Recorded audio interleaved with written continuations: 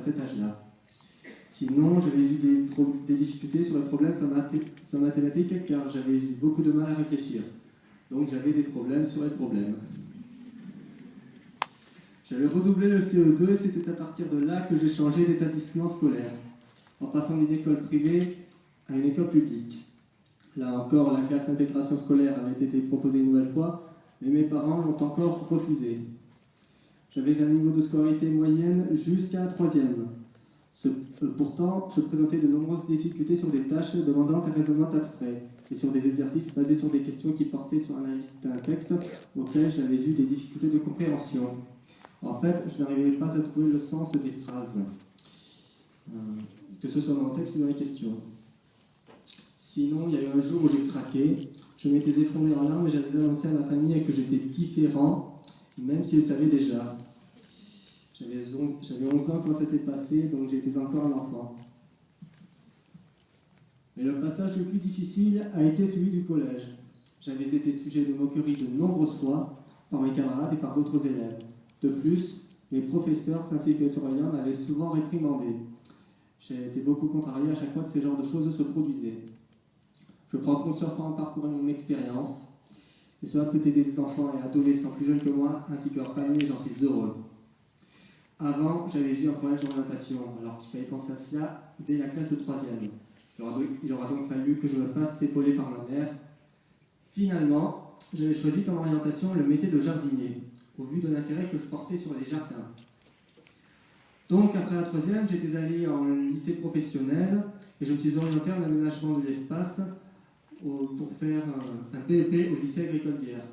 Mais lors de ma première année, mes professeurs ainsi que le personnel se sont aperçus que je n'étais pas manuel alors qu'un maniabilité est nécessaire dans le métier de jardinier.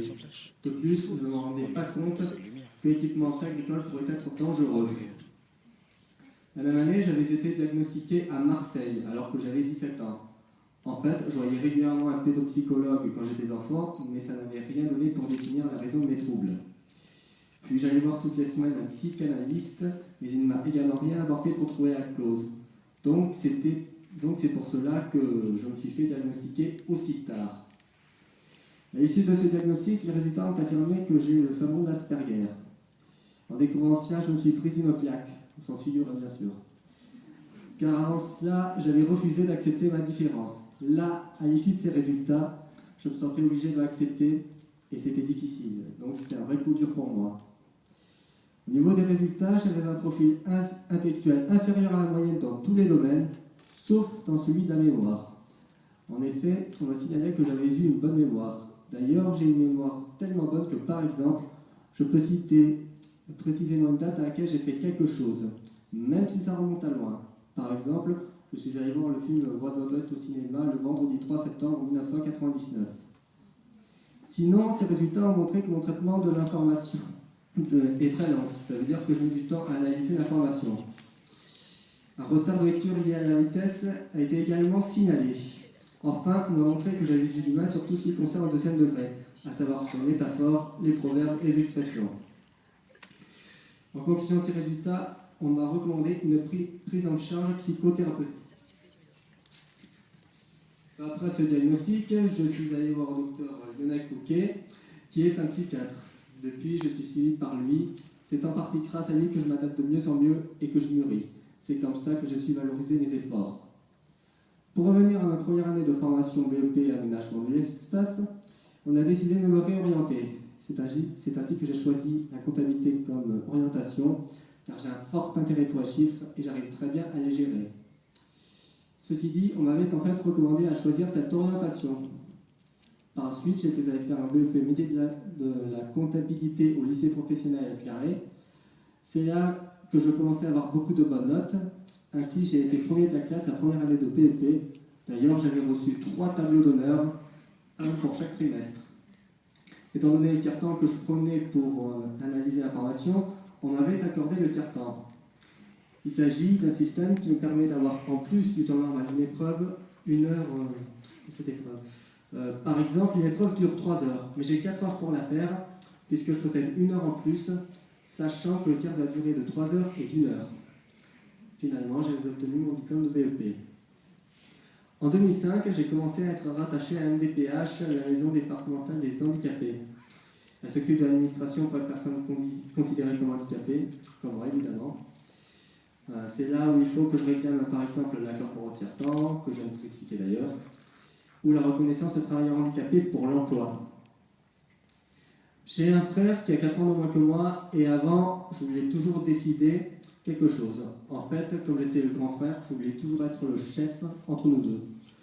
Donc à chaque fois, ça m'énervait quand c'était lui qui décidait, ce qui a créé des conflits entre moi et lui.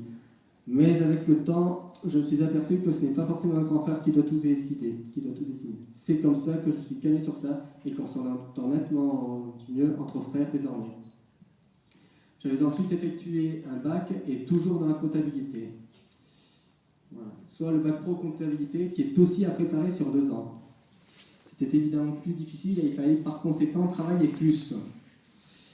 D'ailleurs, j'avais vraiment peur de ne pas obtenir le diplôme, même si j'avais le droit de refaire la 2e année de bac et donc de repasser le diplôme dans le cas où je l'aurais raté. Donc j'avais beaucoup révisé tout en passant des journées entières au mois de juin jusqu'au jour de l'examen. Les cours étant fermés, donc on avait les jours libérés par la suite jusqu'à l'examen. J'avais évidemment un tiers-temps autorisé. Enfin, j'ai réussi le bac du premier coup. Pendant cette formation de bac, je commençais à me faire des copains. Ceci dit, je ne discutais pas avec eux, mais j'étais avec eux pendant les temps de pause et les intercours. Je commençais à aller manger en dehors de la cafétéria de l'établissement pour être avec eux. D'ailleurs, il y en avait un auquel je m'entendais très bien, et c'était lui que je voyais le plus souvent, même en dehors des jours de cours. D'ailleurs, il m'a soutenu tout au long de ces 2 années de bac. En août 2008, je partais avec ma famille au Canada pendant 3 semaines, plus précisément à Montréal, du côté du Québec. Mais je ne me sentais pas bien parce que, en plus du décalage horaire, le dépaysement m'avait perturbé. Puis l'été suivant, j'étais reparti au Canada pendant tout le mois d'août, toujours avec ma famille et toujours à Montréal. J'avais remarqué que j'avais été moins perturbé par ce dépaysement. C'était ainsi que je me suis mieux senti. Donc je constatais qu'avec le temps, je m'adapte de mieux en mieux avec le changement de pays. Après le bac, j'avais décidé de continuer mes études en préparant un BTS qui me permettait d'avoir un bac plus 2. Et toujours dans la comptabilité. Il s'agissait du BTS, comptabilité et gestion des organisations. J'avais effectué cette formation au campus à Grand de Tourage qui est situé à la Garde. C'est là où je commençais à m'ouvrir sur mes camarades et à être plus actif avec eux. Depuis, je communique de plus en plus avec eux en lançant des sujets ou en donnant des avis. Bien que BTS demande plus de travail que le bac, je me suis quand même calmé sur les révisions par rapport à la formation antérieure, tout en faisant attention à cela. J'avais obtenu le droit au tiers-temps et j'avais signé un système de doit faire ses preuves qui me permettait de valider mon diplôme à condition que j'aurais une moyenne de 9 minimum. J'avais obtenu mon diplôme de BTS finalement, ce qui fait que je possède un bac plus 2 désormais. En août 2010, j'ai déménagé avec ma famille. C'est là où j'étais pas seulement perturbé, mais également angoissé, d'autant plus qu'on soit passé du centre-ville à la campagne. De plus, au même moment, on commençait à héberger des personnes qui souhaitaient faire des études dans la région. J'avais pris pas mal de temps pour m'adapter à tous ces changements. Du coup, puisque c'était en pleine formation de BTS, j'avais passé une deuxième année de BTS assez compliquée, avec un manque de concentration et donc des notes moins satisfaisantes. En outre, pendant ce même moment, j'avais remarqué que mon frère et les personnes qu'on hébergeait sortaient le soir en faisant des choses ensemble pendant les week-ends et les vacances scolaires, alors qu'ils ne m'avaient quasiment jamais proposé. Ceci dit, je ne me suis pas porté volontaire. Ça me contrariait à chaque fois, je me sentais d'ailleurs comme le vilain petit canard. Mais par la suite, j'avais compris qu'ils avaient peur qu'on se moquerait de moi si j'irais sortir avec eux. Donc j'ai accepté de mieux en mieux, puis ça allait évidemment de mieux en mieux par la suite. Alors que j'ai acquis le BTS, j'avais quand même décidé de continuer dans mes études, en préparant une licence professionnelle à l'université. J'ai choisi d'aller à l'Université du Sud de Toulon-Var. Pour la comptabilité, il faut que je prépare cette licence à l'IAE, Institut d'administration des entreprises. Cette formation durant 1 an, elle me permet d'obtenir un bac plus 3. Il a d'abord fallu que je fasse une candidature pour être accepté en étudiant. Pour cela, il a fallu que je m'inscrive à cette candidature, que je fasse passer les documents administratifs dans un dossier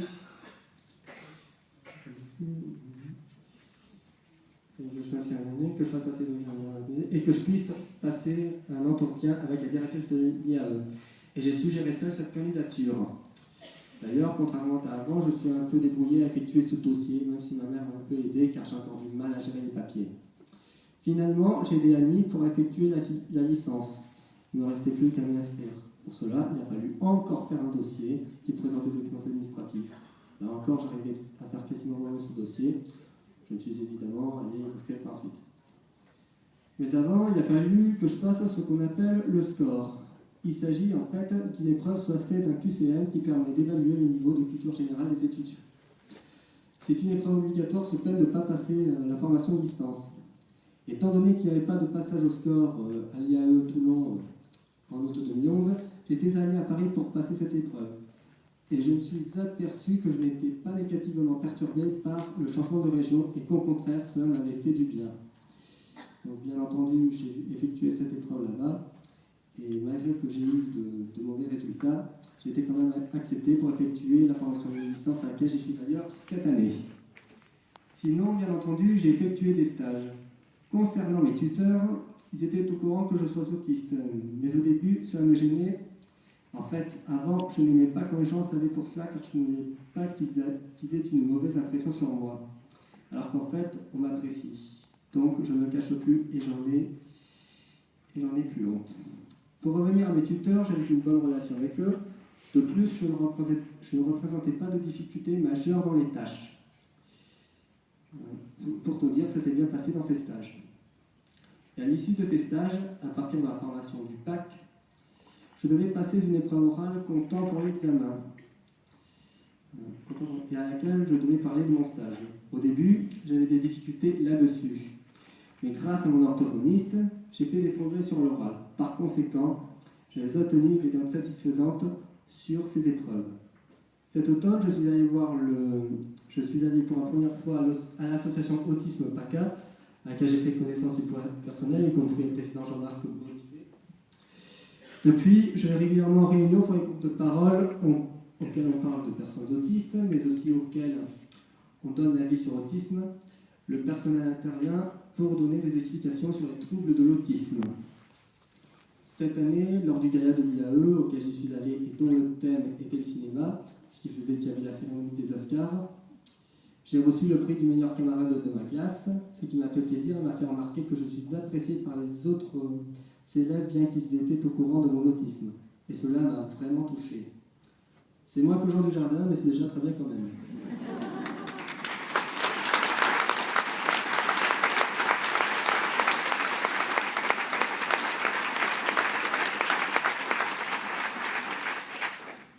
En conclusion, depuis les résultats du diagnostic, je fais des efforts considérables sur mon comportement et aussi sur mon environnement. Pas seulement grâce à moi-même, mais aussi à mon entourage qui me soutient, à savoir ma famille, mon orthophoniste qui m'apprend à mieux traiter les textes et à mieux parler, et mon psychiatre qui m'apprend à travailler sur la relation d'autrui. Et surtout, je me sens moins différent des autres aujourd'hui.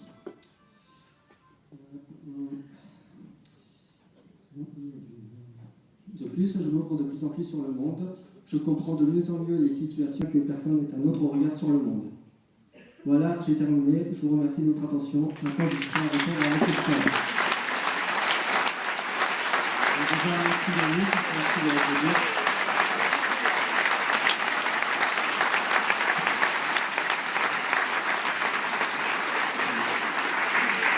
Merci pour lui. Donc vous voyez, ce qui vous arrive là, c'était son intérieur. Il y a passé un temps énorme. Il a lu pour mémoriser, pour avoir une guidance, mais en fait, il savait quasiment tout par cœur. Ce qu'il a fait là, c'est se livrer pour aider les autres. C'est ce qu'il fait avec Autisme PACA. C'est-à-dire qu'il témoigne auprès des autres Asperger qui sont plus jeunes, aussi des parents, et il joue un rôle dans la société important et il aide les autres. Voilà, donc il est remarquable, je le remercie. Alors que depuis le début, on avait voulu l'exclure de la société et qu'on l'avait très... Enfin, bref, voilà. Et donc, vous voyez qu'en faisant ce qu'il faut, nos enfants ont toutes les chances de réussite, sont remarquables et ils peuvent même aider les autres. Et à l'origine, comme je vous dis, Yannick n'était pas comme cela. Voilà. Donc c'est quelque chose que je voulais vous montrer, quelque chose que je voulais qu'il vous explique. Et Yannick est très content parce que ça lui permet vraiment d'avoir un rôle dans la société majeur, un rôle de témoignage. Voilà, donc je vais le remercier. Maintenant, je vais vous demander de poser des questions à Yannick, mais attention, pas de mots avec double connotation et des phrases directes, ne tournez pas autour du pot aux 50 ans, de manière à ce qu'ils comprennent facilement là où vous voulez en venir. Excusez-moi. Je te remercie d'être là et je vais poser ta question à Yannick.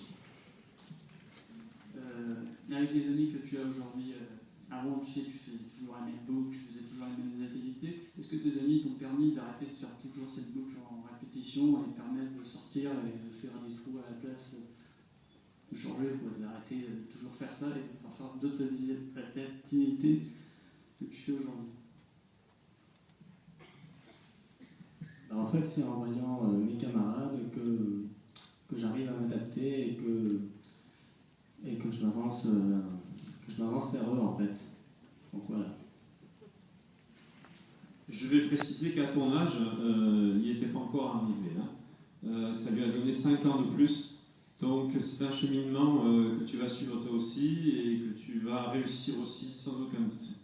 Voilà. On te remercie beaucoup.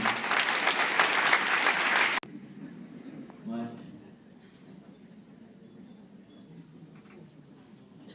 Une deuxième question qui concerne peut-être pas exactement Yannick, mais je rebondis par rapport à son témoignage. À 2 reprises, on vous a proposé une orientation dans des classes, à l'époque c'était classe d'intégration, nous maintenant c'est plutôt CLIS. Moi pour mon fils c'est la 2e fois qu'on me le propose. Apparemment, malgré tout ce que j'ai pu dire, il n'y a pas d'autres moyens dont on puisse disposer. Alors là je m'adresse un peu aux médecins, enfin je sais pas. Est-ce qu'il existe des équipes qui se déplacent dans les écoles pour mettre en place des enseignements spécialisés en milieu ordinaire? Parce qu'en fait, c'est de ça dont on a besoin et personne ne nous répond. Donc non, il n'existe pas d'équipe qui se déplace. Par contre, nous, souvent, on fait le lien avec le personnel enseignant qui le souhaite. On n'est pas toujours bien accueillis, mais des fois, oui. Par contre, c'est vrai que mettre dans des classes d'intégration scolaire, bon, si c'est le cas, elles sont toutes handicap mental, elles ne sont pas spécial TED, un Asperger, ce n'est pas positif, puisqu'il a tout à fait les capacités d'aller dans une classe ordinaire avec des aménagements. Donc voilà quelle sera ma réponse, et je pense que vous avez le témoignage devant vous concret de la chose. Donc oui, il faut... À mon avis, c'est un problème de formation, c'est-à-dire que l'enseignant que doit avoir votre enfant doit avoir des difficultés. Peut-être qu'il n'y a pas d'AVS ou que l'AVS n'est pas formé. Voilà, ben c'est des questions de formation. On espère résoudre ce problème par la suite, mais on n'en est pas là, malheureusement. Donc malheureusement, ils nous ont peut-être proposé ça parce qu'ils n'ont rien d'autre et que... voilà quoi. Donc, mais non, ce n'est pas ce qu'il y a de mieux. Oui. Alors, est-ce que c'est un problème pour lui? Pas forcément. Il y a des Asperger qui, en plus, apprécient parce qu'ils ont moins d'efforts à faire, ça va mieux. Néanmoins, voilà, moi, si j'ai un enfant moyen, si je le mets dans une école à fort potentiel, il va tirer vers le haut. Si je le mets dans une école où c'est un peu du désordre, qu'est-ce qui va se passer? Il va tirer vers le bas. Donc, un parent autiste, c'est pareil. Il a envie que son enfant soit dans quelque chose de plus adapté et de mieux pour qu'il progresse. Bon, maintenant, il y a les réalités du terrain. Et dans les réalités du terrain, malheureusement, il manque de moyens de formation, il manque des moyens financiers. Hein, il y a des questions d'argent, hein, il n'y a pas que des questions humaines. Donc, des fois, on est obligé de s'adapter, de faire avec. Mais concrètement, oui ou non, est-ce que c'est ce qu'il y a de mieux en enfant Asperger? Non. Maintenant, est-ce que vous avez le choix dans votre situation? Je ne sais pas, je ne connais pas votre situation exactement. Voilà, mais est-ce que c'est quelque chose de gravissime? Non, parce que les classes de l'époque de Yannick étaient beaucoup moins évoluées, spécialisées que les classes de maintenant.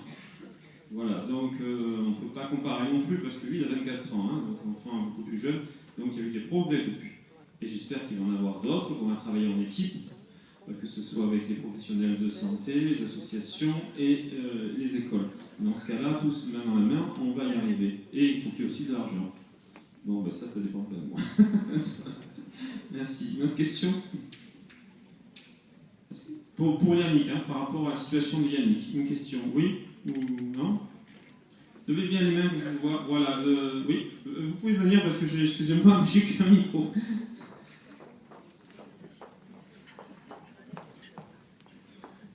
Bonjour. Quand vous étiez petit, que vous tourniez autour de la table en tapant sur la table, qu'est-ce que ça signifiait pour vous? Qu'est-ce qui se passait pour vous? En fait, c'est pour ressentir, c'est pour montrer mon excitation. En fait, quand je suis excité, je fais tout le temps ça. Je faisais tout le temps ça. Votre excitation de quoi? Qu'est-ce qui vous excitait, qui vous mettait dans cet état-là? Des choses, par exemple, je pensais à quelque chose de très agréable, j'étais excité. Donc, oui, je peux répondre aussi avec d'autres Asperger qui ont témoigné, c'est un trop-plein d'émotions. Voilà, c'est le terme exact, c'est ce qu'il veut dire par excité. Un trop-plein d'émotions. Voilà. Une autre question? Moi, je suis maman d'un enfant autiste qui a un handicap intellectuel, donc il n'est pas du tout Asperger.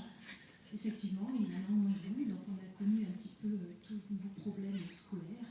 Aujourd'hui, nous, on a donné tous les moyens en tant que parents, donc voilà, le docteur répond ça, parce qu'effectivement, on s'est battu et on a mené notre but. Aujourd'hui, il travaille. Donc, effectivement, je donnais aussi espoir aux familles de notre population où on peut arriver à faire travailler les enfants autistes. Mais il faut mettre les moyens et de l'énergie, ce qui est fatigant parce qu'aujourd'hui, il a 23 ans et nous, on est épuisés. Ça, c'est la petite parenthèse. Par contre, aujourd'hui, mon fils, qui soit autiste avec un problème intellectuel, demande d'avoir une copine. Alors, j'aimerais savoir, est-ce que vous avez une copine et comment vous envisagez votre vie future? Par rapport à la copine, comme c'est intime, tu n'es pas obligé de répondre si tu ne le souhaites pas. on va dire, j'ai pas de copine. Je vous ai obligé de vous déplacer, excusez-moi, mais... Il y avait le 15, t'as pas vu? Moi, je voulais savoir Qui a posé la question, t'as pas vu? La petite qui est venue tout à l'heure. Savoir pourquoi il courait avec les mains. Ça courait, excité. C'est vrai qu'elle y connaît rien. Hein. Ouais. Ce changement est moins angoissant, moins anxieux. À vrai dire, avec le temps, je m'adapte de mieux en mieux avec le changement de lieu, tout ce qui va avec, quoi. Donc voilà. Je vais développer un peu aussi par rapport à ça. En fait, un Asperger qui se dit « je suis Asperger ». Du coup, je ne peux pas faire ça, je ne le fais pas, il régresse. Un Asperger qui se dit « je suis Asperger, je peux le faire et j'ai des compétences », eh ben, il progresse. Et c'est son cas, lui. Quand il a eu son diagnostic, il s'est dit « je suis Asperger, j'assume et je vais y arriver ». C'est tout. Voilà.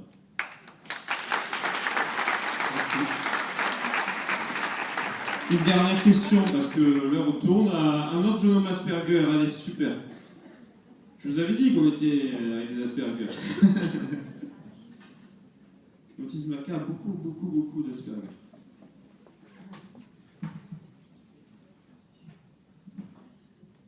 Dis-moi, est-ce que tu sais parler anglais, enfin si tu fais en anglais, par exemple, savoir des phrases, des mots, un truc comme ça? À vrai dire, j'ai du mal à parler couramment en anglais, j'ai des difficultés sur cette langue. Donc, voilà. Peut-être puis me dire, est-ce que tu as difficulté avec toutes les langues étrangères ou pas? Une question. Oui, j'ai des difficultés sur la langue étrangère. D'accord. Il faut savoir que la langue déjà française a beaucoup de nuances. Alors si on apprend notre langue avec d'autres nuances qui souvent ne sont pas les mêmes, ça devient très compliqué. Mais bon, c'est possible et c'est compliqué. Bon allez, parce que c'est un jeune homme Asperger, je vais prendre sa question, même si je comptais terminer là. Une priorité, un peu de favoritisme pour une fois, une discrimination à l'inverse.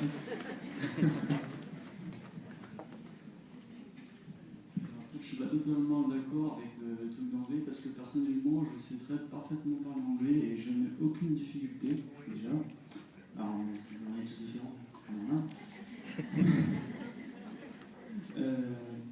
Mais pour toi, quand tu vois d'autres personnes qui ont le syndrome d'Asperger justement, tu te dis quoi? Tu te dis il est pareil que moi, je peux l'accepter comme une personne par entière, c'est presque une personne qui a la même sensibilité que moi, par exemple. Donc, si tu as compris, en fait, il te demande si tu es proche de notre Asperger, en te disant il a la même sensibilité que moi, on va se comprendre. Ou à l'inverse, est-ce que tu réagis autrement? Quand je rencontre les autres personnes autistes, je sais ce qu'ils ressentent déjà, donc ça fait déjà une similitude. Donc, ce qui veut dire, c'est qu'il te comprend bien, c'est qu'il y a une chance en fait pour lui, ce qu'il apprécie. Par contre, ce qu'il ne te dit pas, c'est qu'il aime aussi fréquenter autre que des Asperger. Il ne voudrait pas avoir que des copains Asperger parce qu'il veut être comme tout le monde. Donc, il est bien volontiers un copain Asperger, mais pas que des copains Asperger. C'est ça qui. Voilà. Ça répond à ta question? Je te remercie. Bon. Merci de bien applaudir très fort. On est très très fiers de lui. Et je pense qu'on peut toujours emboîter ce congrès avec Yannick Rodriguez. Merci à vous tous d'être venus.